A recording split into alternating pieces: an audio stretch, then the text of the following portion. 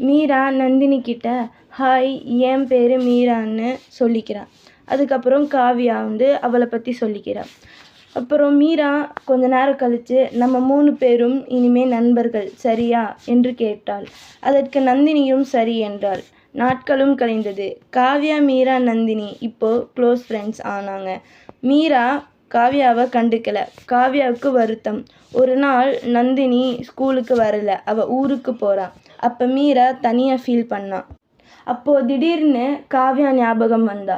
மீரா நினச்சா நம்ம நந்தினி வந்ததுக்கப்புறம் காவியாவை மறந்துட்டோம் என்று மனதில் நினைக்கிறாள். அப்போது மீரா காவியா கிட்ட போய் பேசுகிறா. ஹே காவியா, சாரி, நான் உன்னை கண்டுக்கவே இல்லை, நந்தினி கூடயே இருந்தேன் என்றாள். அதுக்கு காவியா சொன்னா பரவாயில்ல, இனிமேல் எங்கள் 2 பேருக்கிட்டேயும் ஒரே மாதிரி இருன்னு. அடுத்த நொடி என்ன நடந்துச்சுன்னு தெரிஞ்சுக்கணும்னா அதுக்கு பார்ட் 4க்கு வெயிட் பண்ணுங்கள். மறக்காமல் லைக் பண்ணுங்கள்.